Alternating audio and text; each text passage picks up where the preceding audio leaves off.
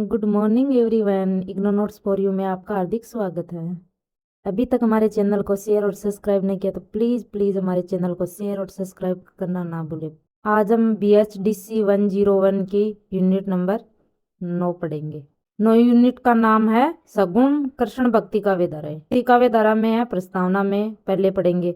भक्ति आंदोलन वस्तुतः एक देशव्यापी आंदोलन था जिसने समूचे देश को भावनात्मक स्तर पर राष्ट्रीय एकता के सूत्र में बांधने का युगांतकारी कार्य किया। इसकी व्याप्ति कश्मीर से कन्याकुमारी और गुजरात से बंगाल तक थी। ललगत कश्मीर में आंडाल, तमिलनाडु में चंडीदास, बंगाल और नरसिंह मेहता है गुजरात जैसे भक्त कवियों ने लगभग 1500 वर्षों तक भारतीय जनमानस को अपनी तन्मयता से आत्मविभोर किया।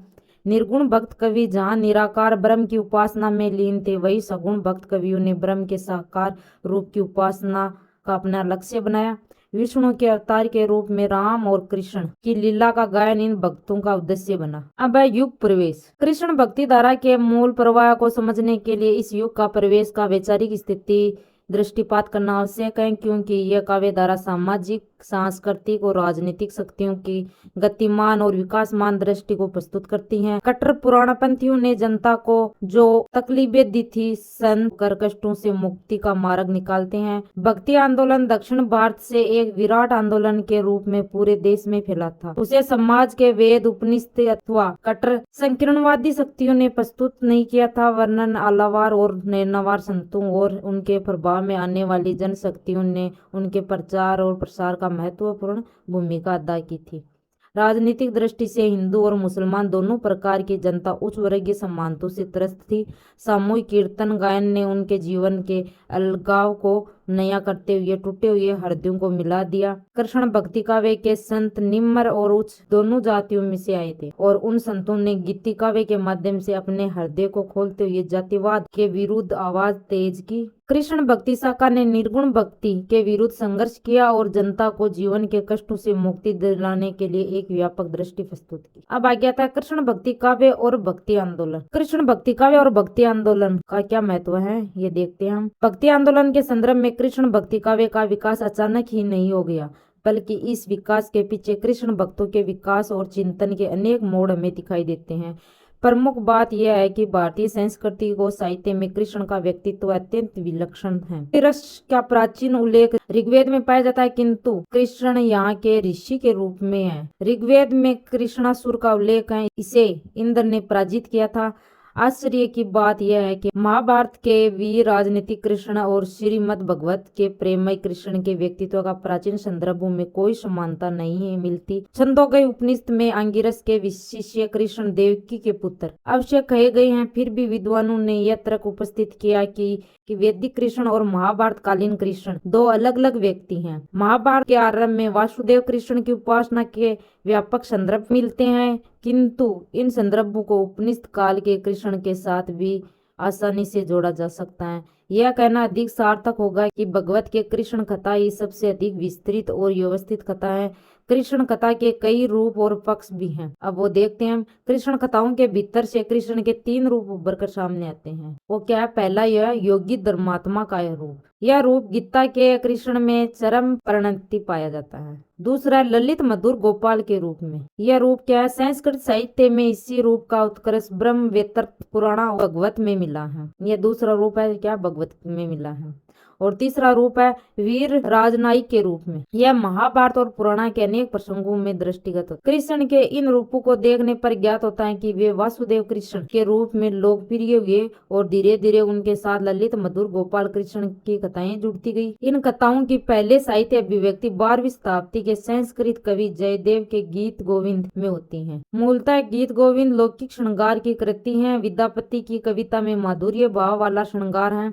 विद्यापति विशुद्ध श्रृंगार के कवि हैं। इसे सीधे साधे कृष्ण भक्तों की परंपरा में न समझना। भक्ति आंदोलन पर विचार करने वाले विद्वानों ने निष्कर्ष निकाला है कि ईसा की 2री शताब्दी से ही कृष्ण उपासना का चिन्ह मिलने लगता है। गुप्त सम्राटों के युग में कृष्ण ने विष्णु नारायण वासुदेव के रूप में अखिल भारतीय रूप पा लिया था। 5वीं से लेकर 9वीं शताब्दी तक भक्ति आंदोलन का प्रमुख क्षेत्र दक्षिण भारत रहा और तमिलनाडु में इस आंदोलन का विशेष शक्ति प्राप्त हुई। आलावार भक्तों ने पूरे देश को व्यापक रूप से प्रभावित किया। दक्षिण भारत से आने वाली इस भक्ति धारा का वेग उत्तरी भारत में आकर पुनः नवीन शक्ति में बदल गई और इस भक्ति आंदोलन ने पूरे देश को भावात्मक एकता के सूत्र में बांधने का मूल्यांकन कार्य किया। अब आ गया था हिंदी कृष्ण भक्ति काव्य से संबंधित कुछ प्रमुख संप्रदाय हैं। काव्य के प्रमुख संप्रदायों का प्रचार प्रसार ब्रजमंडल क्षेत्र में व्यापकता से पाया जाता है। इस संदर्भ में संप्रदाय का अर्थ है विशिष्ट दार्शनिक विचारधारा का प्रतिपादन करने वाले सिद्धांत मत या समूह। संप्रदाय का अर्थ यहाँ वह नहीं जो वस्तुतः आज प्रचलित है और जो संकुचित सांप्रदायिकता का सूचक है। भक्ति काल में संप्रदाय का अर्थ है किसी विशिष्ट चिंतन परंपरा को विकसित और पोषित करने वाली एक विशेष पद्धति। इस दृष्टि से कृष्ण भक्ति काव्य को समझने के लिए उनके प्रमुख संप्रदायों की चर्चा नीचे की गई है। वो क्या है? पहला है वल्लभ संप्रदाय। वल्लभ संप्रदाय के संपादक कौन है वो देखते हैं। यह संप्रदाय वल्लभाचार्य द्वारा विक्रम की 16वीं शताब्दी में स्थापित किया गया है। इसकी भक्ति मार्ग है। इसे कृष्ण के अनुग्रह स्वरूप पर आधारित माना गया है।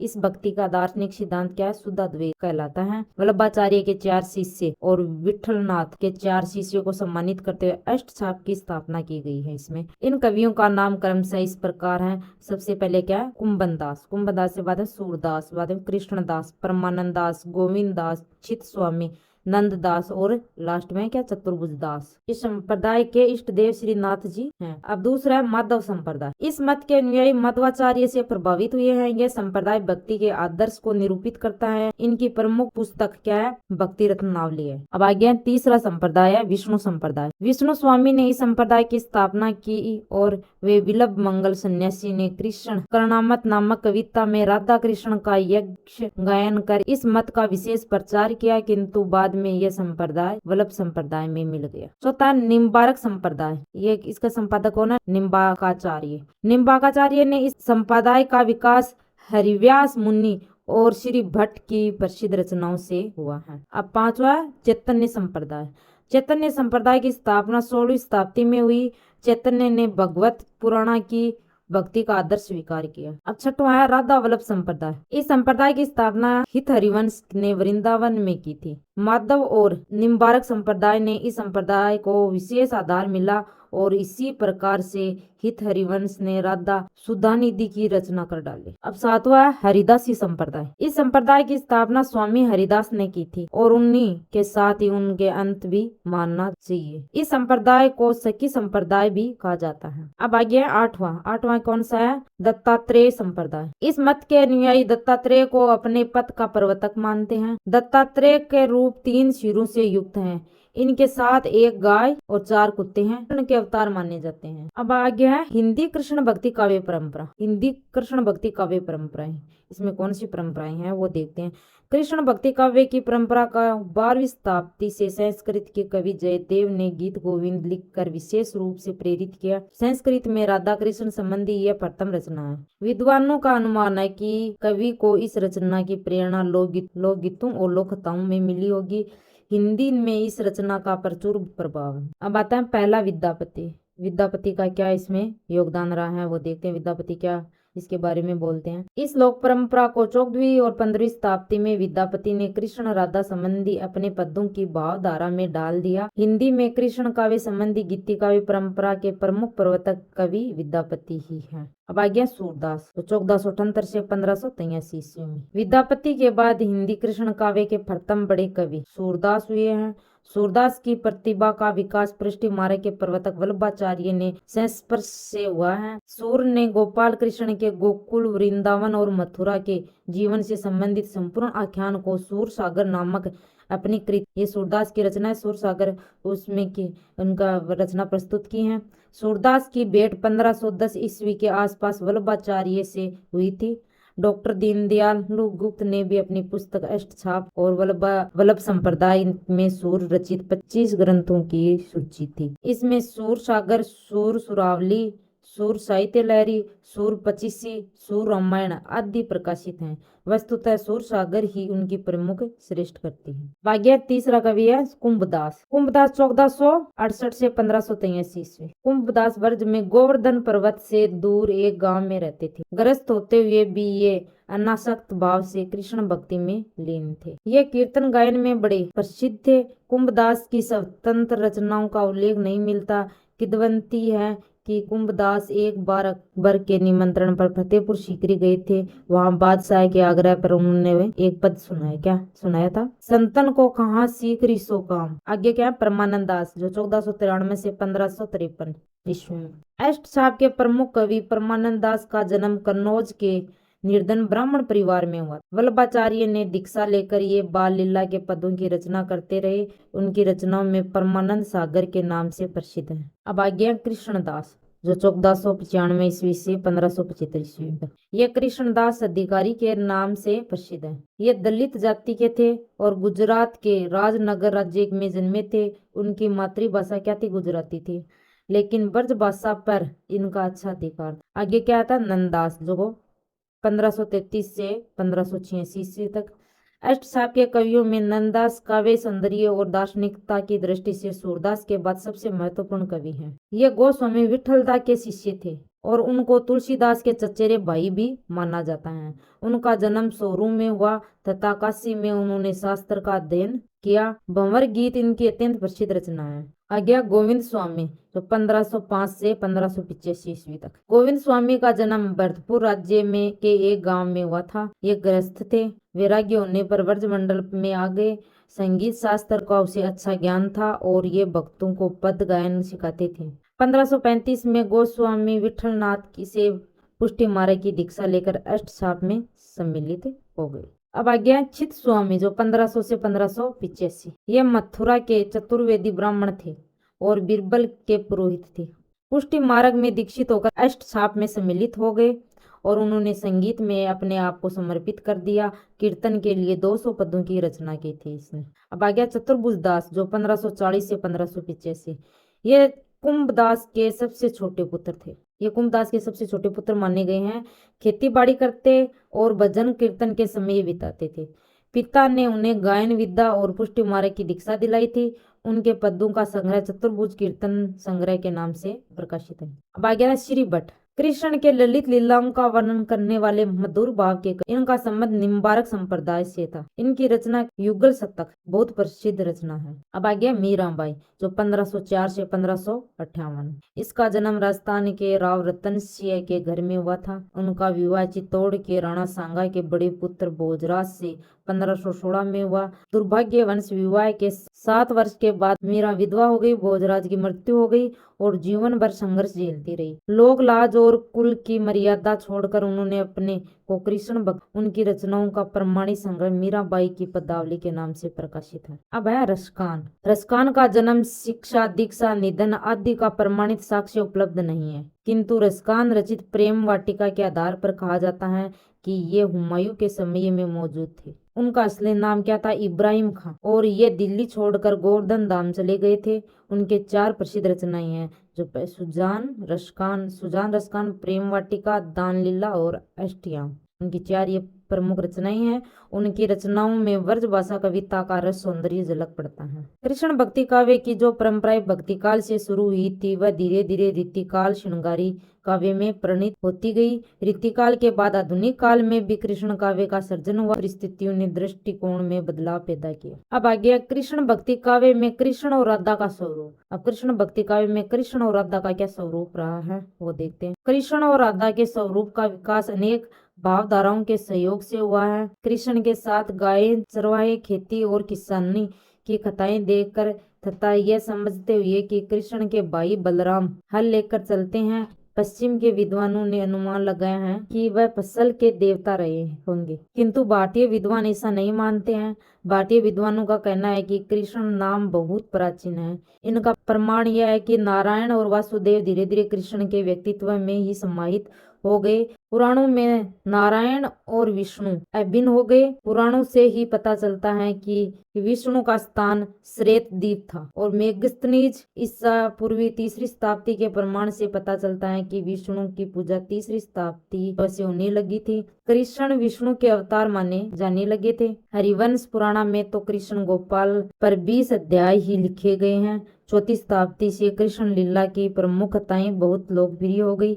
ऐसा जान पड़ता है कि मंदसौर मंदिर के टूटे हुए 2 द्वार स्तंभ प्राप्त हुए, जिनमें गोवर्धन धारण और नवनीति चौर्य, संकट भृंग, धेनुक वध और कली दमन की लीलाएं उत्कीर्ण हैं। महाबलीपुरम में भी गोवर्धनधारी की उत्कृष्ट मूर्ति मिली है। अब राधा के बारे में भगवत हरिवंश और विष्णु पुराण में राधा के रूप में नायिका का उल्लेख नहीं है। दूसरी ओर गाथा सप्तशती और पंचतंत्र में राधा का उल्लेख मिलता है। यह भी अनुमान किया गया है कि राधा आभीर जाति की प्रेम देवी रही होगी, जिनका संबंध बाल कृष्ण से था। भगवत में केवल इतनी कथा है कि कृष्ण सभी गोपियों को छोड़कर एक गोपी विशेष से मिले। हो सकता है आगे चलकर इसी गोपी ने राधा के रूप ले लिया हो। आचार्य हजारी प्रसाद द्विवेदी ने मध्ययुगीन धर्म साधना में लिखा है कि नित्यानंद प्रभु की छोटी पत्नी जानवी देवी जब वृंदावन गई तो उन्हें यह देखकर बड़ा दुख हुआ कि श्री कृष्ण के साथ राधा की कहीं भी पूजा नहीं होती थी। घर बंगाल में था उनका। उन्होंने नयन भास्कर नामक कलाकार से राधा की मूर्ति बनाई और उन्हें वृंदावन भिजवाया। जीव गोस्वामी की आज्ञा से यह मूर्ति कृष्ण के पास में रखी और तब से कृष्ण के साथ राधा की भी पूजा होने लगी। अष्टचाप के कवियों ने कि राधा का मर्म को समझने के लिए पूर्ववर्ती 3 कवियों की रचनाएं पर ध्यान देना आवश्यक है। यह 3 कवियां जयदेव, विद्यापति और चंडीदास। ये तीनों ही राधा कृष्ण के प्रेम के उपासक हैं और तीनों ही परकीय भाव से राधा का वर्णन करते हैं। राधा भक्ति काव्य में राधा कृष्ण एक दूसरे से अभिन्न हो गए हैं। राधा बिन कृष्ण की कल्पना ये अधूरी। अष्टचाप के कवियों ने राधा के जिस रूप की कल्पना की उसका एक पूरा स्वरूप सूर सागर में विद्यमान है। जो सूर सागर जो सूरदास की रचना है उसमें विद्यमान है। अब आ गया कृष्ण भक्ति काव्य की कथ्यगत विशेषताएं। अब क्या भक्ति का स्वरूप, भक्ति का क्या स्वरूप है वो देखते हैं। ईसा की 11वीं शताब्दी में बौद्ध धर्म के निर्वासन के बाद शंकराचार्य के मायावाद का प्रभाव धार्मिक क्षेत्र में बढ़ने लगा था। शंकराचार्य के प्रभाव से भक्ति आंदोलन को धक्का लगा था और जनता में एक तरह की उदासी छा गई थी। इसी समय भक्ति आंदोलन का मूलाधार प्रकट हुए वेद, ब्रह्मसूत्र, भगवत गीता और भगवत। ये 4 सूत्र भक्ति आंदोलन के मूलाधार कहलाते हैं।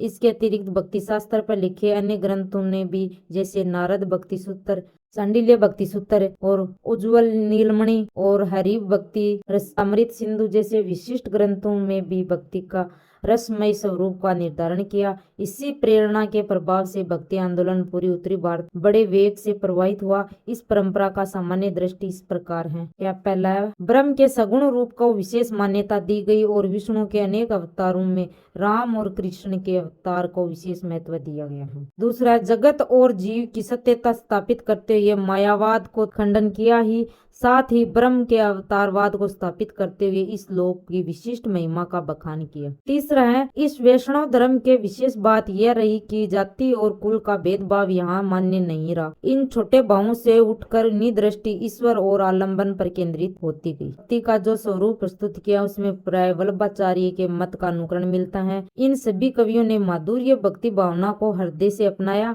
राम भक्त कवियों में वेद मर्यादा भक्ति की प्रधानता रही है, मर्यादा भक्ति की प्रधानता रही है, तो कृष्ण भक्त कवियों में रागानुगा और प्रेमा भक्ति की प्रधानता रही है।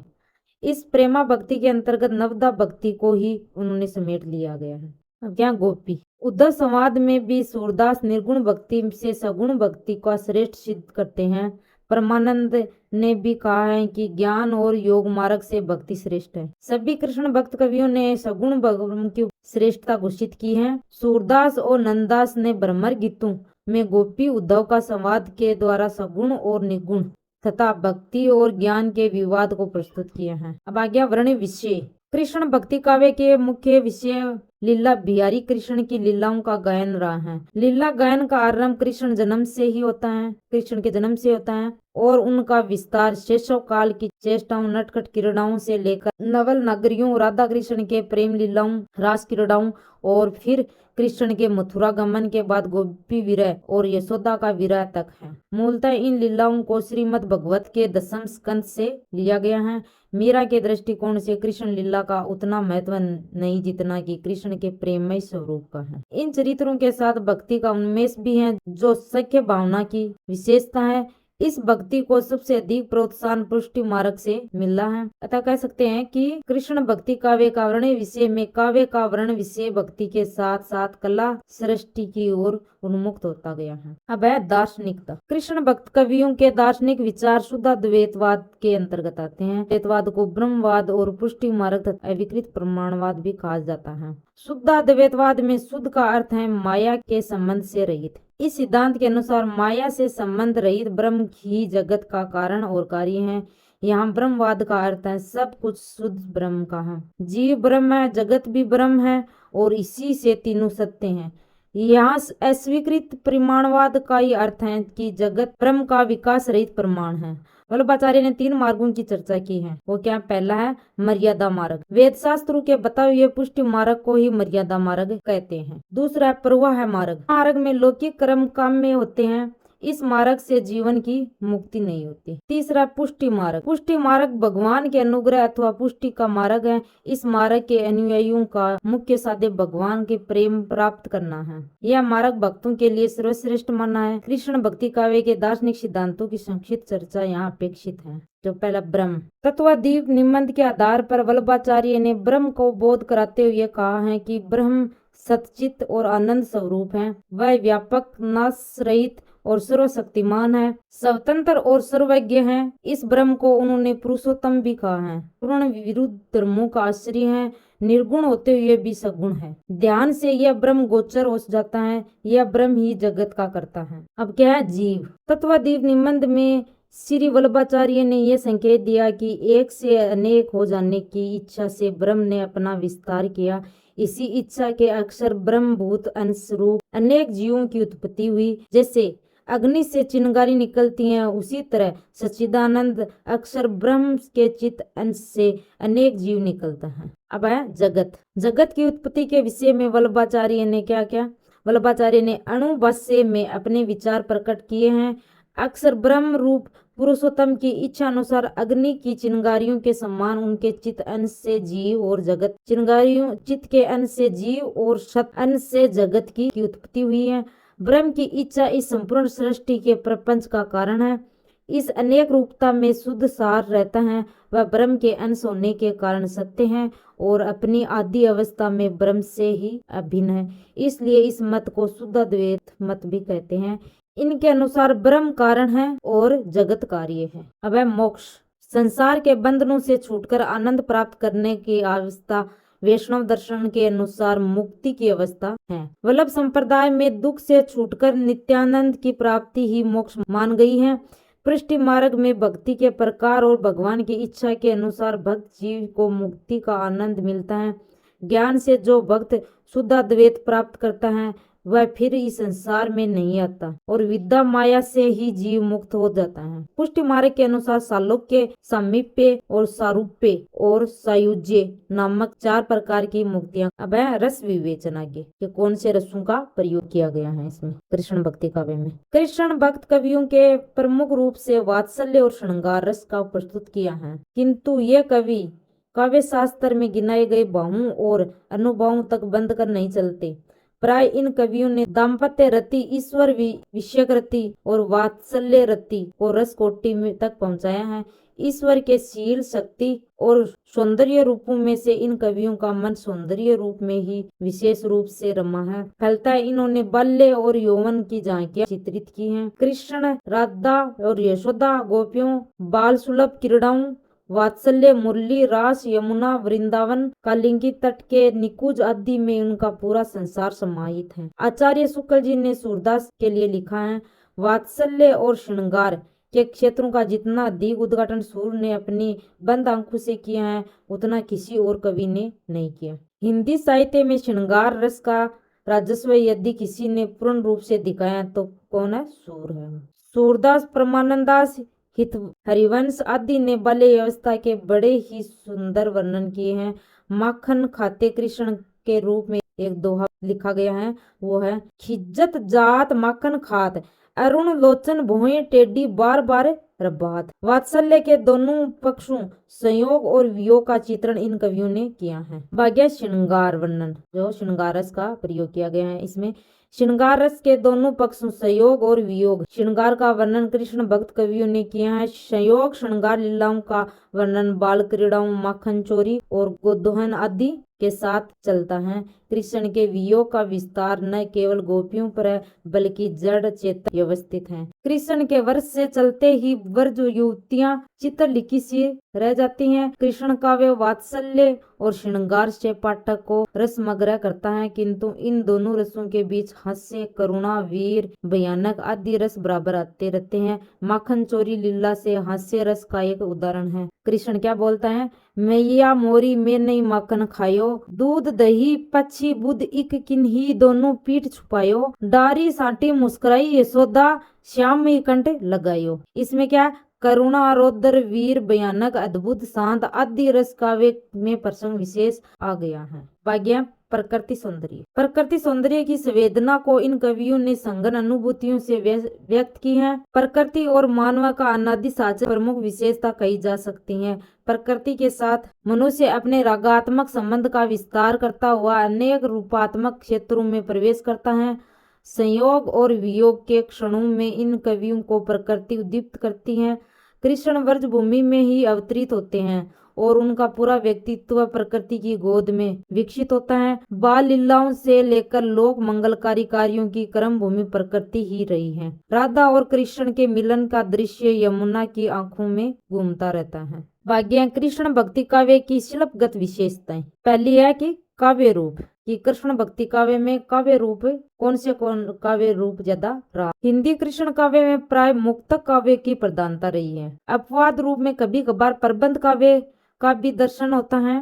नंददास का भंवर गीत, मूलतः इन कवियों की प्रवृत्ति मुक्तक की ओर अधिक झुकने के कारण इस काव्य में गेय पद की परंपरा का विस्तार हुआ।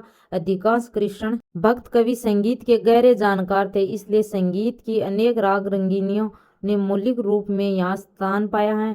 यह भी सत्य है कि लीलाओं की तन्मयता में भी हृदय के सभी बंधन तोड़कर आत्मा अभिव्यक्ति की है। इस आत्मा अभिव्यक्ति की सारी हजारी प्रसाद द्विवेदी सूर सागर को गीतात्मक महाकाव्य कहते हैं। फिर इन कवियों ने भी लीला और गान दोनों को मिलाकर ही आगे बढ़ने की अपनी रुचि दिखाई। अब है काव्य भाषा, इसमें कौन सी भाषाओं का ज्यादा प्रयोग किया गया है? व्रज भाषा को साहित्यिक व्रज भाषा मानने में सूरदास का नाम अग्रणीय है। आचार्य शुक्ल जी ने ध्यान दिलाया, सूर सागर किसी चली आती हुई साहित्य परंपरा का परिमाण दिखाई देता है, चाहे वह परंपरा मौखिक ही क्यों न रही हो। धीरे धीरे व्रज भाषा का काव्य भाषा के रूप में इन कवियों ने ऐसा विकास और परिष्कार किया। कृष्ण काव्य के ऊपर व्रज भाषा का एक छत्र अधिकार हो गया। कृष्ण भक्त कवियों की व्रज भाषा का शब्द भंडार अत्यंत विस्तृत है। संस्कृत, अपभ्रंश और गुजराती, राजस्थानी, अवधी, कन्नौजी, खड़ी बोली के शब्दों के अतिरिक्त अरबी फारसी शब्दों का भी प्रयोग इन्होंने किया है। संस्कृत के अर्थ, तत्सम और तद्भव शब्दों को अपनाने में इन कवियों की विशेष रुचि है। मीरा की व्रज भाषा में राजस्थानी और गुजराती की दमक है, तो नंददास की काव्य भाषा में तो शब्द के अतिरिक्त सौंदर्य को पकड़ने की शक्ति है। अष्ट छाप के कवियों में व्रज भाषा का इतना संगीतात्मक और कलात्मक बना दिया कि उनका सौंदर्य रीतिकाल के कवियों को लगातार अपनी ओर खींचता रहा। अब है प्रतीक और बिंब। व्रज भाषा ने काव्य भाषा के रूप में अपनी शक्तियों के विकास अनुभूति को मूर्त रूप में प्रस्तुत करने के लिए बिंबों और प्रतीकों का कलात्मक ढंग से विकास किया। एक प्रकार से यह प्रतीकों से भरी हुई भाषा है। नाम प्रतीक, स्थान प्रतीक और दार्शनिक, धार्मिक, सांस्कृतिक प्रतीक, उत्सव पूजा से संबंधित प्रतीक और मिथकों से जुड़ी हुई प्रतीकात्मक कथाएं इस काव्य में भरी पड़ी है। कृष्ण पूर्णावतार परम ब्रह्म के प्रतीक है, तो राधा आह्लादिनी शक्ति और श्री शोभा का प्रतीक है, गोपियां जीव का प्रतीक है। कृष्ण पूर्णावतार परम ब्रह्म का प्रतीक है, तो राधा आह्लादिनी शक्ति और श्री शोभा की प्रतीक, गोपियां जीव की प्रतीक है, मुरली शक्ति का प्रतीक है, तो व्रज कृष्ण की व्रजन यात्रा का प्रतीक है। व्रज का अर्थ जो लगातार चलता है। जिस स्थान पर नित्य गायें चराते हैं उस स्थान को व्रज कहते हैं। यह व्रज गोलोक का भी प्रतीक है, गोलोक का भी, गायोलोक का भी प्रतीक है। स्त्रियां यदि पुरुष की बराबरी में कहीं खड़ी हैं तो रासलीला में ही है। गोवर्धन टीला कृष्ण विजय की मिथक गाथा का प्रतीक है। 84 कोष का व्रज मंडल शरीर का प्रतीक है। मनुष्य मन के भीतर ही व्रज है। वृंदावन गोलोक है, मथुरा है, राधा है, मुरली है, माधव है। राधा भाव से ही कृष्ण को पाया जा सकता है। अब आ गया संगीत, लय और छंद से संगीतों का प्रयोग है, कौन सी लय की गई है, कौन से छंदों का सबसे ज्यादा प्रयोग किया गया है, वो है संपूर्ण कृष्ण भक्ति काव्य संगीत की पृष्ठभूमि में विकसित है। अष्टचाप के सभी कवि काव्य कला के साथ संगीत कला में पारंगत थे। इस तरह की किंवदंतियों से मिलती हैं कि स्वयं सम्राट अकबर सूरदास का गायन सुनने के लिए वेश बदल कर जाया करते थे। कुंभदास के बारे में यह प्रसिद्ध है कि वे विशेष आग्रह पर संगीत आयोजन में भाग लेने के लिए फतेहपुर सीकरी आए थे। गोविंद स्वामी के लिए प्रसिद्ध है कि तानसेन उनसे संगीत सीखने आते थे और आचार्य शुक्ल ने अष्टचाप में रागिनी उठाने वाले कवियों के रूप में सूरदास का स्मरण किया है। अष्टचाप में पूजा की एक लय प्रचलित रही और आरती के गीत लिखे गए। लय को आधार बनाकर इन कवियों ने अनेक प्रकार के छंदों में अपनी कविता लिखी। रसकान ने कवित और सवैया छंद में हृदय संगीत को अमर कर दिया। रसकान की प्रेम वाटिका में दोहा और सुजान रसकान में कवित और सवैया और इन पदों में रोला, दोहा आदि छंदों का प्रयोग मिलता है। नंददास ने भी रोला और दोहा के प्रयोग कम नहीं किए। सूर सागर में अनेक स्थलों में रोला और चौपाई, राधिक रूप में माला, सरसी, गीतिका, लावनी, मत्स्यवेया का प्रयोग किया गया है। मीरा ने अपने गीतिकाव्य में दोहा और रोला का भी। अब आ गया था अलंकार, कौन से अलंकारों का ज्यादा प्रयोग किया गया है। कृष्ण भक्त कवियों के अलंकार विधान चमत्कारों के लिए न होकर हृदय के भावों को व्यक्त करने के एक अनिवार्य माध्यम है। भारतीय काव्य शास्त्र जिन अलंकारों की चर्चा करता रहा, चाहे वह शब्द पर आधारित अलंकार हो या अर्थ पर आधारित अलंकार, वे सभी इसमें पाए जा सकते हैं। कृष्ण भक्ति काव्य भावों की उमड़ता हुआ सागर है। इसमें श्रृंगार का अथाह जल भरा हुआ है। इन सभी कवियों ने अलंकारों का प्रयोग विशेष रूप से सौंदर्य बोध के लिए किया है। उदाहरणार्थ यदि हम सूरदास को ही देखते हैं तो उसमें उपमा, रूपक, उत्प्रेक्षा, रूपातिशयोक्ति, वक्रोक्ति आदि अलंकारों का खुले मन से प्रयोग करते हैं। कहीं तो अन्योक्ति अलंकार अपूर्व सौंदर्य के साथ आया है। सूरदास के भ्रमर गीत प्रसंग में अन्योक्ति अलंकार ने ही भाव चमत्कार पैदा किया है। कहा जाता है कि साहित्य लहरी की रचना सूरदास ने शब्दालंकारों के प्रदर्शन के लिए ही की। शब्दालंकारों में उन्होंने यमक, अनुप्रास, वित्सा, श्लेष, वक्रोक्ति का प्रयोग किया है। श्लेष और यमक दृष्टिकूट में के पदों में ही भरे पड़े हैं, किंतु यहाँ कहीं अनुप्रास आया है, वहाँ ध्वन्यात्मक सौंदर्य की वृद्धि के लिए उनका ही प्रयोग हुआ है। भगवान के गुणानुवाद की अतिशयोक्ति, स्वभावोक्ति और विरोधाभास अलंकारों का प्रयोग से सभी कवियों ने खुलकर प्रयोग किया है। इसी प्रकार हमारी 9 यूनिट्स कंप्लीट हुई। Thank you.